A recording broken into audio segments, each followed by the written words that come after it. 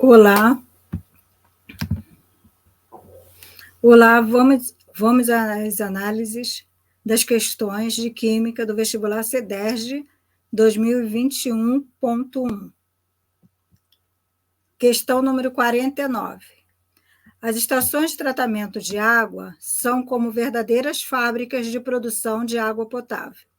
Uma das primeiras etapas no processo de tratamento da água é a clarificação, cujo objetivo é a remoção dos sólidos suspensos. Neste processo, adiciona-se sulfato de alumínio na água, que funciona como um eletrólito que reduz a força de repulsão entre as partículas em suspensão, fazendo com que elas se agreguem em partículas maiores. Após isso, a água passa por tanques que promovem a sedimentação das partículas, separando-as da água. Partículas em suspensão residuais são posteriormente removidas ao passarem por tanques preenchidos com uma mistura de cascalho, areia e carvão. A alternativa que mostra corretamente 3 processos de separação de misturas realizados na etapa de clarificação da água nas estações tratamento é: opção A, cristalização fracionada, filtração e desinfecção. Opção B, fluoretação, decantação e desinfecção. Opção C, fluoretação, floculação e cristalização fracionada. Opção D, floculação, decantação e filtração. Então, retornando, para o enunciado, o que ele diz?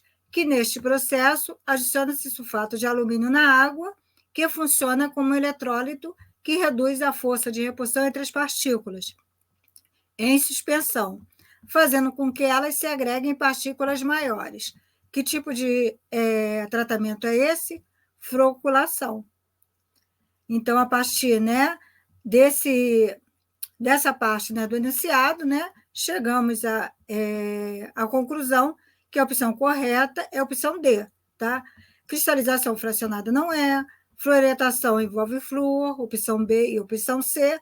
Então, continuando, Então, agrego em partículas maiores e, após isso, a água passa por tanques, que promovem a sedimentação das partículas, separando-as da água. Que tratamento é esse? Decantação. Partículas em suspensão residuais são posteriormente removidas, ao passarem por tanques preenchidos com uma mistura de cascalho, areia e carvão. Que tratamento é esse? Filtração. Então, a opção correta é a letra D. Vamos à próxima questão. Questão 50. Cheiro e gosto ruins na água do Rio de Janeiro não foram por geosmina, segundo a análise da UFRJ. O gosto e cheiro ruins na água do Rio de Janeiro, do início do ano, não foram causados pela geosmina, segundo a análise de pesquisadores da UFRJ. Um laudo do estudo revelou que a substância encontrada na água tem estrutura parecida, mas não é a geosmina. Por meio de nota, a SEDAI informou que tanto a geosmina quanto a MIB são compostos orgânicos produzidos pela cianobactéria Panctothecus. As duas causam alterações no gosto e odor da água, mas nenhuma delas causa danos à saúde. Então, é uma fonte da internet, acessado em 29 de outubro de 2020. Uma similaridade estrutural entre a geosmina e o MIB é que ambos possuem, opção A, cadeia alicíclica insaturada. O que é uma cadeia alicíclica? É uma cadeia fechada. Tá? Saturada, que possui apenas ligação simples, ligação sigma. Então, analisando tanto a forma estrutural da geosmina quanto a fórmula estrutural do MIB, verificamos que ambos apresentam cadeia alicíclica e saturada. Opção B, não possui isomeria geométrica, está incorreta, porque eles possuem isomeria geométrica. Opção C, possui somente um átomo de carbono quaternário. O que é um átomo de carbono quaternário? É um átomo que possui 4 substituintes diferentes. Então, se nós analisarmos Ambas as estruturas, vamos verificar que elas possuem mais de um átomo de carbono quaternário. Então, a opção C está incorreta. São fenóis? O que são fenóis? São grupamentos OHs, né? Só que ligado a quê? Anel aromático. Então, ambos, geosmina e o MIB, não apresentam fenóis. Então, a opção D também está incorreta. Então, a única opção correta é a opção A. Possuem cadeia alicíclica fechada e saturada. Vamos à próxima questão. Questão 51. O sulfato de bário é utilizado como contraste para radiografias. Porém, sabe-se que os íons bário 2+, são tóxicos, tendo uma dose letal de 0,5 grama para um adulto com cerca de 70 quilogramas. Como o sal citado tem baixíssima solubilidade em água, seu KPS, que é sua constante do produto de solubilidade, é igual a 1 vezes 10 elevado a menos 10. A forma tóxica do íon bário 2+, jamais atinge a dose letal. Ainda assim, adiciona-se sulfato de potássio ao contraste, reduzindo ainda mais a solubilidade. Considere um frasco de contraste contendo 100 ml de suspensão de sulfato de bário, na presença de sulfato de potássio de concentração 0,01 mol por litro, que equivale, né, a 10 elevado a menos 2 mol por litro. A massa do bário presente na forma de íons bário 2+, na suspensão, está na ordem de... Então, como é que nós resolvemos esse tipo de problema, né? Primeiramente, né, escrevendo a equação de dissociação do sulfato de bário, tá? Então, a equação química de dissociação do sulfato de bário vai ser igual à formação, né, do íon bário 2+, mais sulfato, né, SO4 menos 2. Em seguida, nós conhecemos a fórmula matemática do KPS. Então, a constante do produto de solubilidade do sulfato de bário vai ser igual ao produto das concentrações, né, dos íons formados. Então, é a concentração do íon bário 2+, vezes a concentração do íon sulfato menos 2. Temos o KPS, que ele deu no enunciado, né, 10 elevado a menos 10. E a concentração do íon bário 2+, e do íon sulfato 2-. Colocamos, como nós não sabemos, né, qual é, então colocamos igual a X. Ambas são iguais. Então, colocamos X, então vamos ter que X vai ser igual a 10 elevado a menos 5 molar, ou 10 elevado a menos 5 mol por litro. Tá? Então, mol por litro. Então, a concentração, né, de íon bário 2+, tá, vai ser igual a 10 elevado a 5 mol em 1 litro. Tá? 1 litro equivale a 1.000 ml. Como ele deu no enunciado, né, que o frasco de contraste contém 100 ml de suspensão, então temos que calcular a concentração, né, do íon para 100 ml. Então, é apenas fazer uma regrinha de 3. 10 elevado a menos 5 mol está para 1.000 ml, assim como 100 ml está para X. X vai ser igual a 10 elevado a menos 6 mol por litro, ou 10 elevado a menos 6 molar. Em seguida, vamos escrever a equação química de dissociação do sulfato de potássio, que vai ser, né, igual a 2 mol. 1 mol de sulfato de potássio se dissocia formando 2 mol de potássio mais 1 mol de sulfato SO4 2-. Temos a concentração de sulfato de potássio no contraste que ele deu, que é 10 elevado a menos 2, ou 0,01 mol por litro. Tá? Qual vai ser a concentração do íon potássio mais 1? Vai ser igual à concentração do sulfato de potássio. Entretanto, a gente tem 2 mol, 1 para 2. Então, multiplica por 2. Então, aqui vai ser 0,02. E a concentração do íon sulfato 2-? Vai ser igual à concentração do sulfato de potássio, 0,01. Então, o que nós temos? Qual a concentração do íon sulfato SO4 2- total? Vai ser a concentração encontrada, né, no sulfato de bário, 10 elevado a menos 6, mais a concentração de íon sulfato no sulfato de potássio, 10 elevado a menos 2, tá? Que é aproximadamente 10 elevado a menos 2 mol por litro, ou 0,01 mol por litro. É a concentração de íon sulfato total. Quer dizer, a concentração de íon sulfato no sulfato de bário, mais a concentração de íon sulfato no sulfato de potássio. A partir daí, nós vamos calcular o quê? A concentração do íon bário 2+. Então, KPS, que ele deu, né, do sulfato de bário, 10 elevado a menos 10, tá? É igual à concentração do íon bário 2+, X, vezes a concentração do íon sulfato, SO4, 2-, que é 0,01. Então, a concentração de íon bário 2+, vai ser igual a 10 elevado a menos 8 mol por litro, tá? Só que ele quer saber o quê? A massa, ele não quer saber a concentração, mas sim a massa de bário presente na fórmula de íons bário 2+. Então, a partir daí, nós temos que o quê? 1 mol de bário, como ele quer saber massa, nós temos que transformar mol para massa.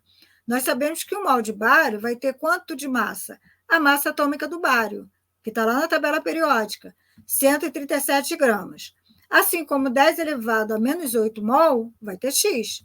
Então, a concentração, né, a massa, né, do bário em 10 elevado a menos 8 mol vai ser igual a 1,37 vezes 10 elevado a menos 6 gramas por litro, né? Porque aqui nós temos a concentração em mol por litro. Só que nós sabemos o quê? Que o contraste contém o quê? 100 ml de suspensão. Então, aí temos que transformar o quê?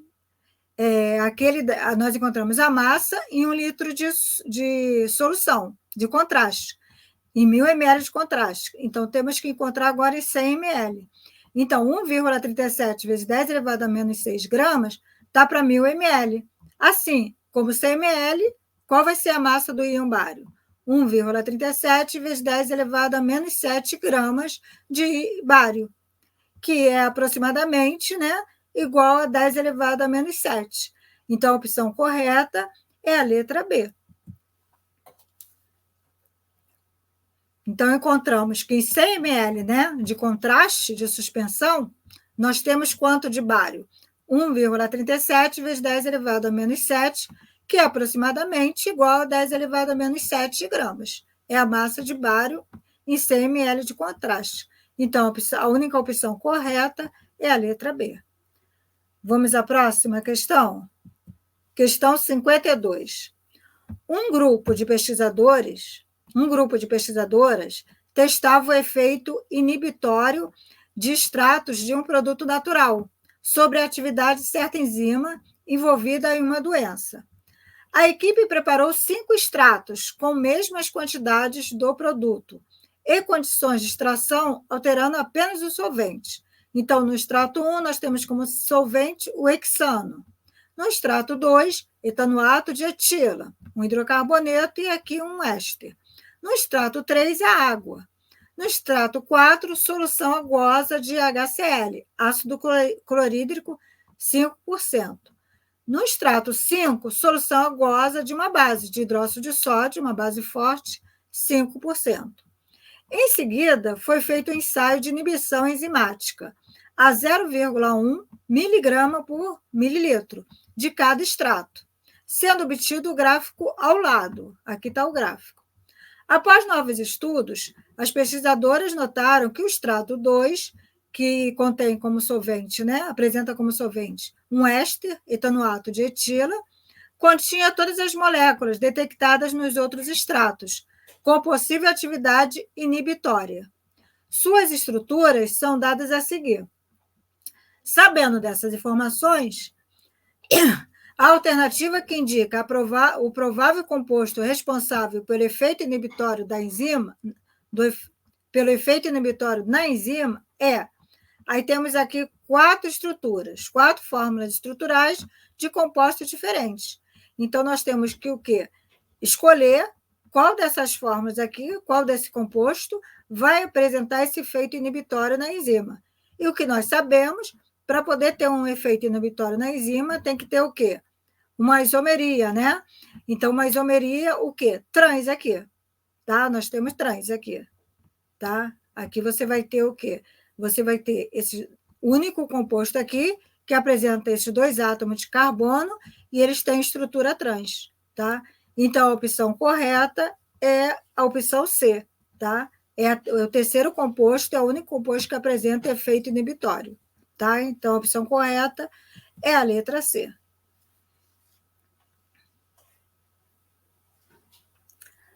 Vamos à próxima questão? Questão 53.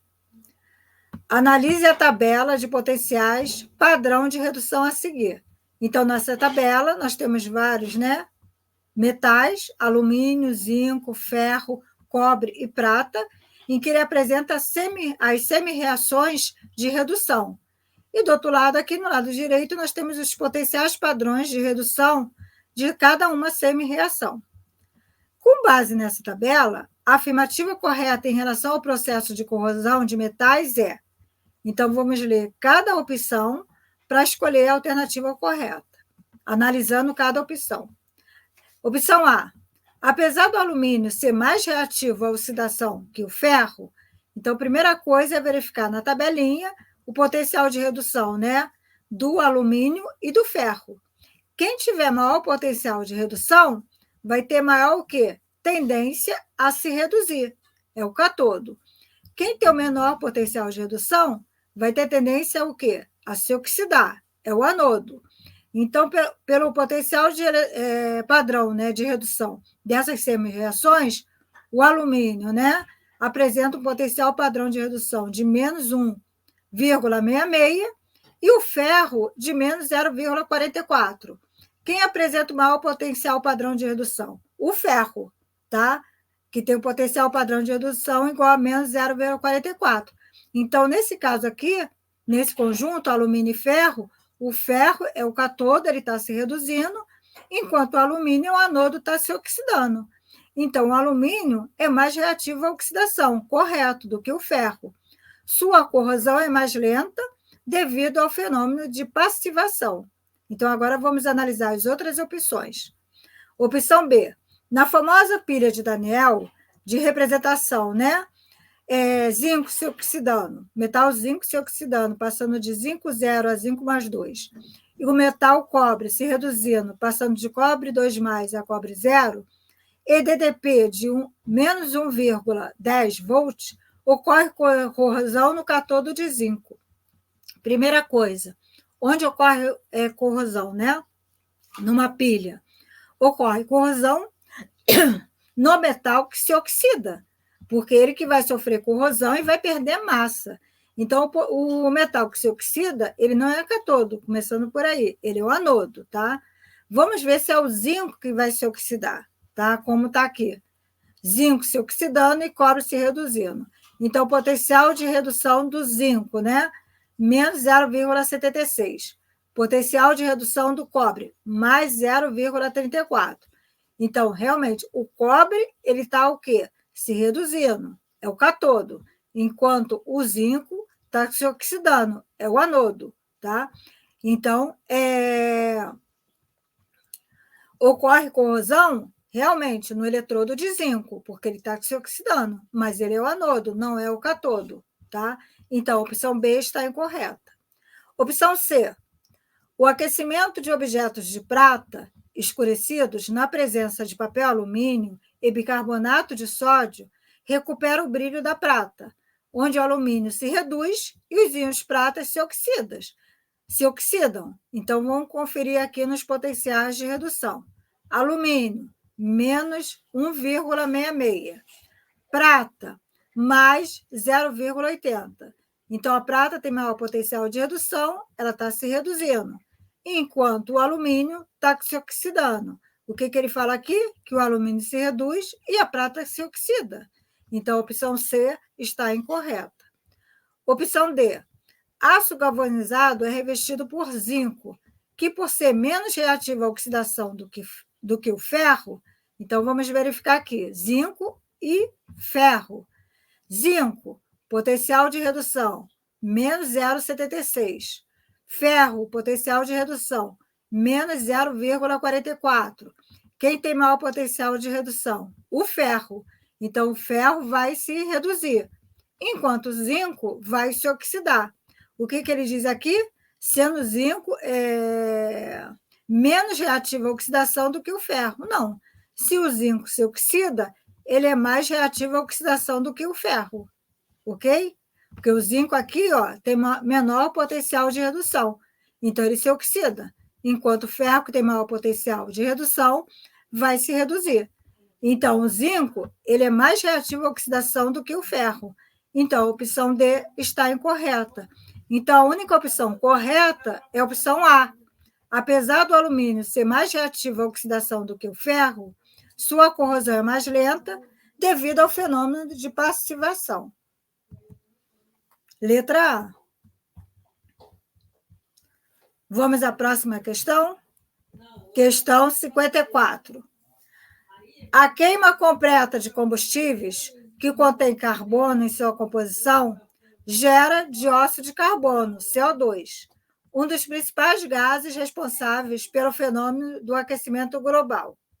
O uso de etanol como combustível em veículos automotivos é uma iniciativa que reduz a emissão de CO2 para a atmosfera. Considere a combustão completa de etanol suficiente para gerar um calor de 1 vezes 10 elevado a 5 kJ. Então, ele dá a tabelinha, né, do reagente, o etanol, e dos produtos formados na reação de combustão do etanol, CO2 e água. E dá o quê? A entalpia padrão de formação de cada composto, tá? O ΔH, o H. Então, com base na entalpia de formação aproximada dos compostos dados na tabela, a massa de CO2 de gás carbono em quilo liberada nessa queima é de aproximadamente. Então, a primeira coisa a fazer, né, é montar a equaçãozinha da reação de oxidação, de combustão, né, do etanol. Então, temos etanol reagindo, né, se oxidando com gás oxigênio. Então, 1 mol de etanol, tá, vai reagir com 3 mol de gás oxigênio, formando 2 mol de CO2 mais 3 mol de água.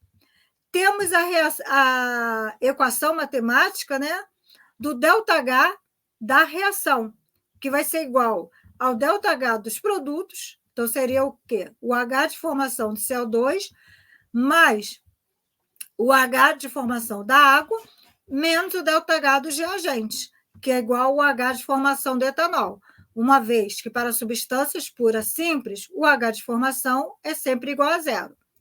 Então, temos que ΔH vai ser igual. Qual é o H do CO2, né? O H do CO2 é menos 390. Então, como aqui são formados 2 mol de CO2, então vai ser 2 vezes 390, menos 780. Mais o H de formação da água. O H de formação da água é menos 240. Como são formados 3 mol de água, então vai ser 3 vezes 240, então vai ser menos 720. Menos o H de formação do etanol, que é menos 300. Como é 1 mol de etanol que reage, né? Então nós vamos ter menos 300. Fazendo esses cálculos, chegamos à conclusão que o ΔH dessa reação vai ser igual a menos 1.200 kJ por mol. 1.200 kJ por mol. Tá? Só que ele fala o quê? Que a combustão, né, a reação de combustão completa do etanol, suficiente para gerar um calor de 1 vezes 10 elevado a 5 kJ. Então, o que nós temos? Que 1 mol de etanol gera quanto de calor? 1.200 kJ. Então, 1 vezes 10 elevado a 5 kJ vai ser gerado por quanto em mol de etanol? 83,33 mol de etanol. Tá? Aí temos o quê? Como ele quer a massa, nós temos que transformar, né? Então, temos que 1 mol de etanol, ele quer a massa de quê? Massa do gás carbônico, do CO2. Então, nós temos que 1 mol de etanol produz 2 mol de CO2. Está aqui na equaçãozinha de combustão do etanol. Então, 1 mol de etanol produz 2 mol de CO2. Assim como 83,33 mol de etanol vai produzir Y mol de CO2. Vai produzir 166,66 mol de CO2. Aí temos que o mol de CO2 tem quanto em massa, né? Já que ele quer massa, ele quer a resposta em massa, ele não quer a resposta em mol. Então, um mol de CO2 tem a massa atômica do CO2, 44 gramas, tá? 166,66 mols de CO2 vai ter quanto em massa? Vai ter quanto em massa? Vai ter 7.333, né? Aproximadamente 7.333,33 gramas de CO2. Só que ele pede o quê? Ele pede a massa, né, de CO2 em quilo. Então, o que nós sabemos, né? 1 quilo é igual a 1.000 gramas. 7.333,33 gramas vai ser aproximadamente igual a 7,33 quilos. Então, a opção correta vai ser a opção C, aproximadamente igual a 7 quilos. Então, a opção C é a opção correta. Então, a partir da reação de combustão do CO2, né, nós calculamos o ΔH da reação, tá, para um mol de etanol. Como nós sabemos que o calor que foi gerado nessa reação, nós conseguimos, né, chegar até o mol de etanol nessa reação, tá, a quantidade de mol de etanol que foi utilizada nessa reação de combustão. A partir daí, encontramos um mol de CO2, né, que foi produzido. Em seguida, determinamos a massa, tá, em grama de CO2 produzida e passamos essa massa em grama para quilo, uma vez que ele pede o quê? A massa de gás carbônico de CO2 em quilo, liberada nessa queima. É de aproximadamente, opção C é a correta, igual a 7 quilos. Vamos para a próxima questão? Questão 55. O vinagre é um insumo presente na maioria das cozinhas de casas e restaurantes, cujo principal constituinte é o ácido acético, que tem pKa igual a 5. Sua produção é feita pela fermentação alcoólica de um carboidrato, que pode vir, por exemplo, da maçã ou do arroz, por leveduras, gerando etanol como principal produto. Em seguida, é feita a fermentação acética do etanol por acetobactérias, convertendo a ácido acético. Considere que uma colher de sopa de vinagre com teor de ácido acético de 3% massa por volume foi misturada com 4 colheres de sopa de água para ser usada em limpeza. O valor do pH do vinagre após a diluição é de... Então, o que ele quer saber? Ele quer saber o pH do vinagre após ter ocorrido a diluição. Então, como é que nós vamos fazer esses cálculos? Primeiramente, né, nós sabemos, foi dado no enunciado que o ácido acético possui um teor de 3% massa por volume. Então, isso quer dizer o quê? 3 gramas em 100 ml. Tá? Então, ele vai ter o quê? 30 gramas em 1 litro. Como ocorreu, né?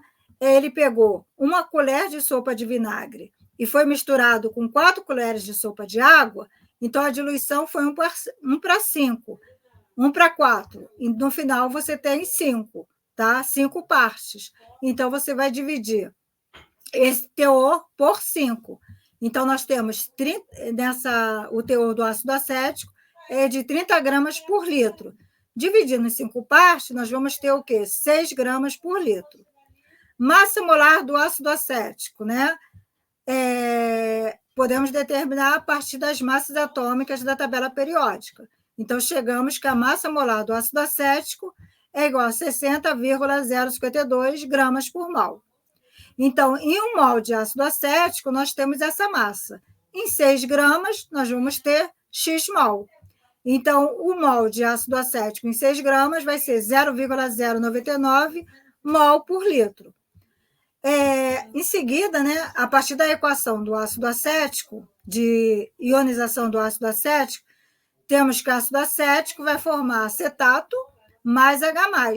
Temos a concentração, né, molar do ácido acético, 0,099 no equilíbrio. Sabemos que a concentração vai ser 0,099 menos X. Do acetato, íon acetato X e do íon H+, X. Tá? Como o valor de X é muito pequeno, não é significativo, nós podemos considerar que a concentração do ácido acético vai ser igual a 0,099. Então, sabemos que Ka, né, que é a constante ácida do ácido acético, vai ser igual a x ao quadrado, tá? É o produto, né, dos produtos formados, tá? A concentração dos produtos formados, então x vezes x, x ao quadrado, dividido pela concentração do reagente, do ácido acético. Então, vamos ter que x vai ser igual a raiz quadrada de Ka vezes a concentração de ácido acético, onde x vai ser igual a 9,949 vezes 10 elevado a menos 4. X é igual ao quê? A concentração de H+. O que ele está querendo saber? Ele está querendo saber o valor de pH do vinagre. Então, nós sabemos que pH é igual a menos log da concentração de H+. Determinamos a concentração de H+. Então, agora vamos determinar o pH. pH é menos log de 9,949 vezes 10 elevado a menos 4. O pH é aproximadamente igual a 3. Então, a opção correta é a opção B. Letra B é a opção correta.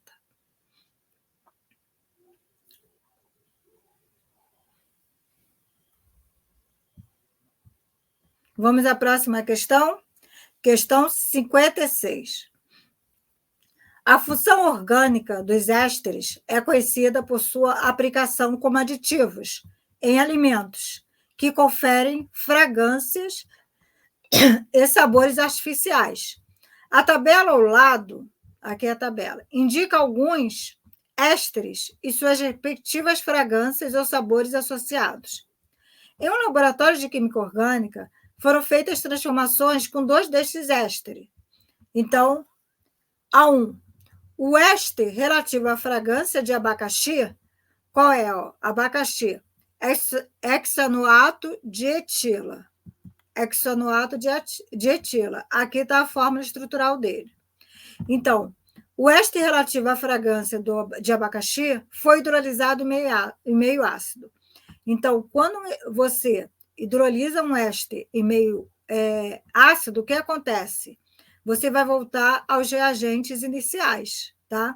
Então, a obtenção de um éster é obtido a partir de que reação? Entre a reação química, né? Entre um ácido carboxílico e um álcool. Então, a hidrólise de um éster em meio ácido vai formar o quê como produtos? Ácido carboxílico e etanol, tá? Etanol não, ácido carboxílico e álcool. Então, nós vamos ter a hidrólise aqui, formando ácido carboxílico desse lado, tá? E desse lado, esse álcool alílico, já que é hexanoato de alila, tá? Então, o álcool formado sofreu uma hidrogenação catalítica, gerando o composto A. O que é uma hidrogenação catalítica? É a entrada de hidrogênio, tá? Onde você tem dupla ligação, onde você tem ligação π. Então, você vai ter o quê? Hidrogênio aqui se ligando a ambos carbonos, né? A esses 2 átomos de carbono que contém essa ligação dupla aqui, essa ligação sigma. Então, vai formar aqui álcool. Após a hidrogenação catalítica, nós temos 1, 2, 3 átomos de carbono. Então, vai formar o propanol, tá? É o álcool gerado. Segundo, o éster relativo à fragrância de framboesa, qual é? Acetato de isobutila, tá? Ele também foi hidrolisado em meio ácido. Então, mesma coisa, né? Vai formar um ácido carboxílico e vai formar um álcool, tá? E o álcool formado vai ser o quê? 1, 2, 3. Vai ser o 2-metil, né? 2-metil-propanol. 1, 2, 3. 2, 1, 2. 2-metil-propanol. É o álcool formado. O álcool formado foi oxidado na presença de permanganato em meio ácido, gerando o composto B. Então, a oxidação de um álcool, tá, com permanganato, que é um oxidante forte, meio ácido, vai gerar o quê? Vai produzir o quê? Um ácido carboxílico, tá? Então, vai gerar um ácido carboxílico a partir desse álcool aqui formado por essa reação de hidrólise meio ácido, tá? Então, que ácido carboxílico vai ser formado? Vai ser formado o quê? 1, 2, 3. 2-metil, tá? Ácido 2-metil propanoico, tá? O álcool gerado é o 2-metil-propanol. E o ácido carboxílico, que vai ser gerado a partir da oxidação desse álcool, vai ser o quê? 2-metil-propanóico. A alternativa que mostra a fragrância do éster formado pela reação entre os compostos A e B em meio ácido é. Então, nós sabemos, o composto A formado vai ser o propanol, tá? Um álcool. E o composto B formado vai ser o 2-metil-propanóico, o ácido, né? 2-metil-propanóico. Então, você tem um ácido carboxílico, o composto B, e o composto A, um álcool. Então, reação entre ácido carboxílico e álcool vai ser formado o quê? Um éster, novamente. Então, um éster formado pela reação. Então, nós temos o composto B, tá? Que é, como eu falei, o ácido carboxílico, o 2-metil-propanóico, e o composto A, que é o propanol. Então, vai formar o quê? Um éster. Vai formar esse éster aqui, que vai ser o quê? Vai ser o 2-metil-propanoato de propila. Então, a opção correta é a opção D, é a letra D. Então, o composto A formado é o propanol. O composto B formado é o ácido 2-metil-propanóico. E, a partir da reação, né, de ácido carboxílico com álcool e meio ácido, é formado o éster mais água. O éster formado vai ser o 2-metil-propanoato de propila, tá? Que tem como fragrância ou sabor o rum. Então, a opção correta é a letra D.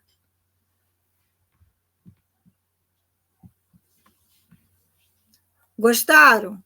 Então, se vocês gostaram, curtir, se inscreva no canal e até a próxima.